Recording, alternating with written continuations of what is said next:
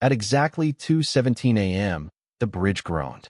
Not from wind, not from age, but like something beneath it had shifted or awakened. Old Texas patrol logs described the sound as wood bending where no wood existed. Iron contracts were signed decades later, yet the groan remained the same. A low, human pressure, like breath forced through clenched teeth. A night watchman stood alone above the river, lantern shaking in his hand, when he heard a second sound.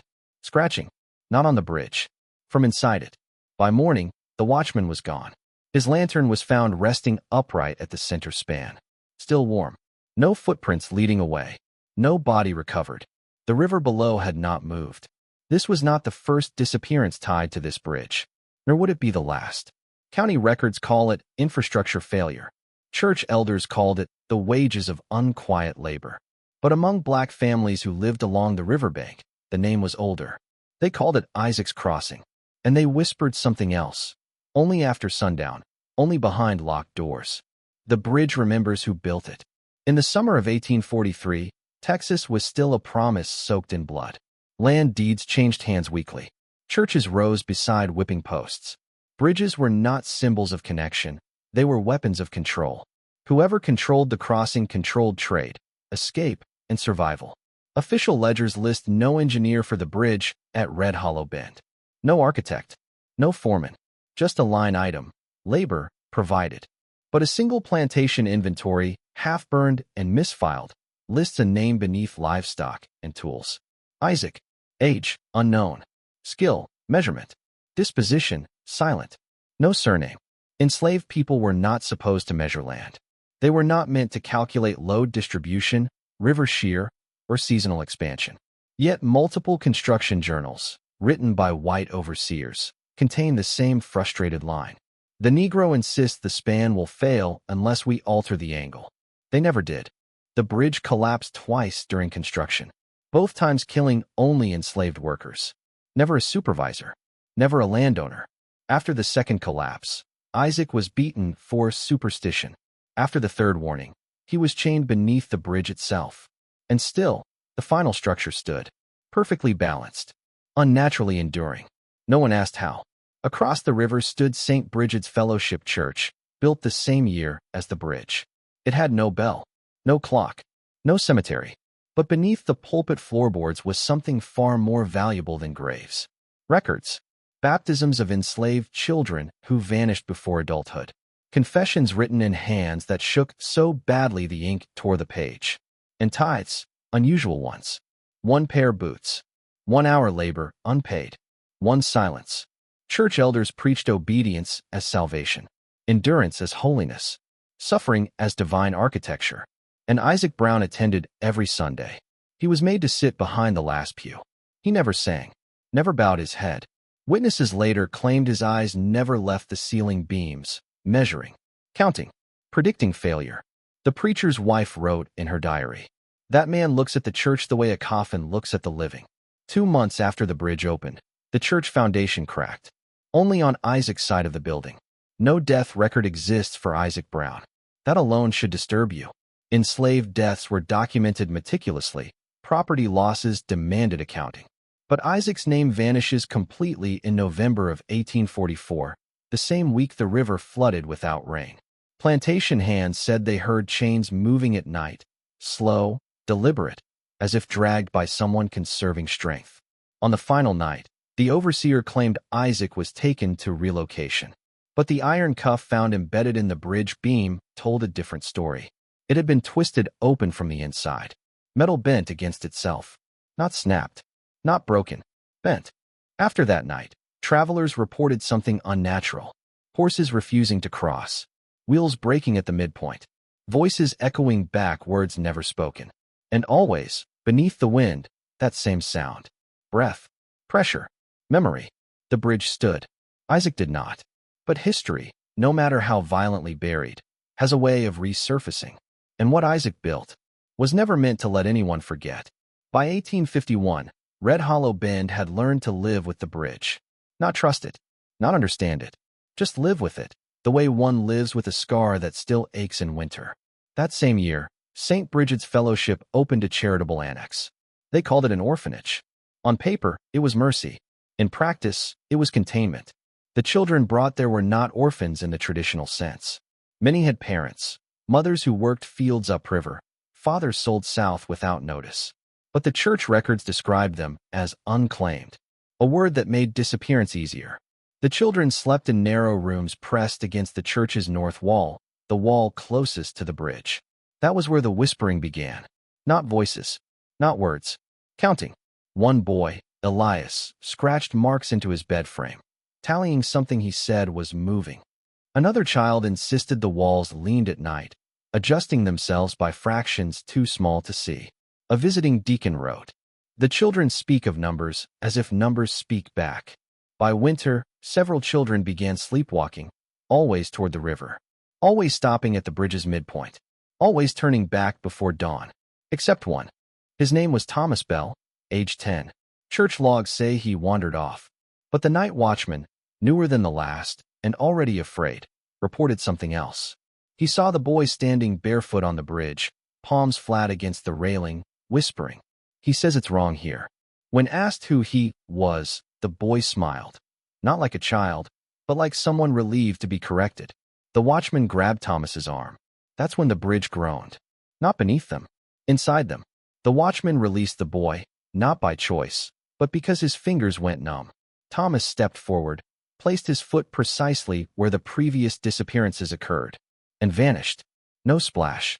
No scream. Just absence. The next morning, a new marking appeared on the bridge's central beam. A shallow groove. Exact. Measured. As if something had been adjusted. After Thomas Bell's disappearance, the orphanage closed its north wing. Children were moved. Beds removed. Prayers intensified. But the wall remained. Carpenters were sent to tear it down. They refused. One claimed the nails bent when struck, curving away from the hammer. Another said the wood shifted under his hands, like muscle responding to pressure. When the wall was finally opened, they found something embedded between the beams. Not a body, not bones, but carvings, measurements, angles, load ratios. Too complex for the tools of the time, too precise for superstition. And etched among them, again and again, the same phrase. This must hold. Written in charcoal, written in blood, written in something darker the men could not name. The church elders sealed the wall back up that night. They added scripture to the sermons about silence. By 1879, railroads were cutting through Texas like open veins. Engineers, white, educated, credentialed, arrived with new plans. They wanted to reinforce the old bridge, modernize it, claim it. The first attempt failed. Steel supports warped overnight. The second ended worse. A foreman named Charles Whitlock fell from the span during inspection. Witnesses said he slipped, yet his body landed exactly beneath the bridge's central load point. As if placed. His final words, recorded by a rail clerk. Something corrected me. After that, no one volunteered to work the bridge. The railroad rerouted. The bridge remained. Unchanged. Unchallenged. Bodies recovered from downstream never belonged to the bridge. Drownings occurred elsewhere. Accidents happened upriver. But beneath Isaac's crossing, the river refused its burden. Local folklore claimed the water knew better, that it had already been measured. Black families told their children not to hum near the span, not because it was haunted, but because it was listening. They said Isaac Brown did not die. He remained, not as a ghost, not as a spirit, but as something far worse. A correction. When St. Bridget's Fellowship finally burned in 1902, the fire spared only one thing. The north wall. Charred pews collapsed. The pulpit turned to ash. But the wall closest to the bridge stood untouched, warm but unburned. Investigators found a single object pressed into the soot at its center. An iron cuff, open from the inside. In 1914, a county archivist named Margaret Hale was tasked with cataloging damaged records recovered from the ruins of St. Bridget's Fellowship. She expected rot, mildew, missing pages. What she found instead was weight. One ledger, unmarked, unindexed, was heavier than the others. Not physically thicker, just heavier, as if the paper resisted being lifted. Inside were columns. Names on the left, dates in the center, and on the right, a heading written in an unfamiliar hand. Balance owed. Most entries were blank, but scattered among them were notations. 1 life, unpaid. 3 children, deferred. 1 silence, Compounding. Margaret noticed something else. The names weren't random. They matched families still living near Red Hollow Bend. Families whose elders avoided the bridge. Families whose children had nightmares about counting. At the bottom of the ledger, a final line appeared, written darker, deeper, pressed so hard it nearly tore the page. Isaac Brown, paid in full. Margaret closed the book. That night, she dreamed of beams bending. By the 1920s, Red Hollow Bend was shrinking. Not from famine, not from disease, from leaving. White families moved away quietly, selling land at a loss, citing structural concerns. Black families stayed, not by choice, but by gravity. Something pulled them back. Something kept the riverbank populated. A schoolteacher noticed a pattern. Children descended from families listed in the ledger excelled at mathematics, without instruction. They corrected teachers. They redrew maps from memory with impossible accuracy. One girl, Ruth Carter, redrew the bridge during recess. When asked where she learned engineering, she replied, "I didn't learn it. I remembered it." Her father pulled her from school the next day. 3 weeks later, Ruth vanished. Her shoes were found at the bridge's midpoint. In 1933, the state commissioned a historical rewrite. Texas was modern now, industrial, respectable. They wanted the bridge renamed. A plaque was cast, crediting a fictional white engineer whose records conveniently surfaced. The dedication ceremony drew a crowd. As the plaque was bolted into place, witnesses reported a vibration, not loud, but precise. The bolts loosened. A second attempt snapped the drill bit. On the third attempt, the plaque cracked down the center, splitting the engineer's name clean in half. That night, the plaque disappeared. In its place, someone had carved into the stone foundation beneath. "You cannot credit a lie and expect it to hold." The state halted all further efforts. Officially, due to budget constraints. Unofficially, because 2 clerks involved in the renaming process drowned, upriver, on dry days. After the failed renaming, people across the county began dreaming the same dream. A bridge under construction, men shouting, wood collapsing, and a black man standing calmly at the center, chains cutting into his wrists, correcting angles in the dirt with his finger. The dream always ended the same way. Someone ignored him. Everything failed. Psychiatrists called it collective anxiety. Local preachers called it judgment. But the old families called it something else. The ledger opening. In 1937, the river rose 12 feet overnight. No storms. No upstream flooding. Just sudden, surgical expansion. The water stopped inches below the bridge deck. Perfectly measured. Homes closest to the bridge flooded, belonging exclusively to families whose ancestors appeared in the ledger with unpaid balances. No bodies were taken, but possessions were rearranged. Furniture stacked. Photographs turned face down. Family Bibles opened to Exodus. And on every flooded doorstep, the same marking appeared in river silt. A straight line. A right angle. A correction. By 1941, Red Hollow Bend no longer pretended the bridge was neutral. People spoke of it the way one speaks of a judge who never announces a verdict, only consequences. Cars stalled at the midpoint. Wagons snapped axles without warning. People forgot names, birthdays, entire pieces of themselves while crossing. And then, the asking began. Not aloud, not in words. In pressure. Travelers described the same sensation, a sudden awareness of weight, not physical, but moral. As if the bridge briefly calculated who they were, what they carried, and what they owed. Those who carried nothing, who had benefited from silence, inheritance, erasure, felt the heaviest pull. One banker crossed daily for work. On the 7th morning, he stopped at the center and refused to move. When pulled free, he wept uncontrollably and repeated a single phrase for hours. "I didn't build it. I didn't pay." He never crossed again. Not everyone suffered. That was the most unsettling part.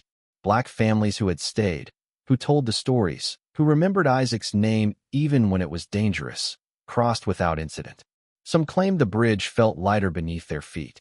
One elder woman placed her hand on the railing and whispered, "He knows us." Children from these families stopped having nightmares. The counting dreams faded. The river quieted. It was as if something long misaligned had begun, slowly, to settle. But balance is not mercy, and history does not forgive unpaid debt. Between 1942 and 1946, 5 county officials disappeared. All were connected to land deeds, historical registries, or church archives. None were seen crossing the bridge. Yet their offices were found rearranged, papers stacked into perfect columns, ledgers opened to specific pages. In one case, a man's name was scratched out of every document he had ever signed. Not crossed out, removed, as if he had never existed. A single note was left behind in one office drawer. Balance transferred. The state sent investigators. They stayed 3 days. They left without filing reports. In 1948, a new church was built near the old foundation of St. Bridget's. On opening night, the pastor delivered a sermon on progress, on how the past must be overcome. Midway through his speech, the floor cracked. Not violently. Precisely. A straight fracture ran from the pulpit to the north wall. The pastor froze. Witnesses say the air grew dense, like breath held too long. The man attempted to continue preaching. The lights went out. When they returned, the pulpit stood empty. On its surface lay a single object. A ledger page. Blank, except for one line. Balance accepted. The church closed permanently. By 1950, Red Hollow Bend no longer appeared on most maps. The bridge remained, but no longer connected major roads. It led nowhere useful, nowhere profitable. And that was the point. Those who crossed respectfully felt nothing. Those who crossed carelessly felt watched. The bridge no longer took lives. It took accounts. It adjusted history in small, surgical ways, documents missing, names restored in whispered genealogies, truths resurfacing where they had been buried. And beneath it all, something rested. Not trapped, not raging, measured, balanced, completed. Old residents still say that on quiet nights, if you stand at the midpoint and listen closely, you can hear chalk on stone. Not building, not begging, just correcting. There is a lie America tells itself about structures. That bridges are made to connect. That walls are made to separate. That foundations exist only to support what comes after. Isaac Brown understood something else. He understood that every structure is a record. Every beam remembers the hands that shaped it. Every measurement contains intention. Every correction is a judgment. Isaac was never building a bridge. He was building a ledger, a place where weight could not be lied about, where load was calculated honestly, where imbalance revealed itself without mercy. That is why the bridge never collapsed again. It was not defying time. It was accounting for it. In 1952, a graduate student from Austin discovered a document misfiled among flood surveys. A single page. No letterhead. No signature. Just a schematic. The bridge, drawn in perfect proportion. But beneath it, written in careful script. This structure is designed to hold what history refuses. The student attempted to publish. The journal rejected it. The department dismissed it. The page vanished. The student never returned to Texas. But copies of the drawings surfaced years later, passed hand to hand, never digitized, always accompanied by the same warning. Do not alter the measurements. Modern engineers have tried to explain it. They cite materials. They cite luck. They cite redundancy. They never cite intent. Because intent does not appear on blueprints. But intent is why the bridge still stands while newer ones fail. Intent is why storms spare it. Why floods stop short. Why decay hesitates. The bridge is not protected. It is complete. Today, the bridge is closed to traffic. But people still cross. Some feel nothing. Some feel relief.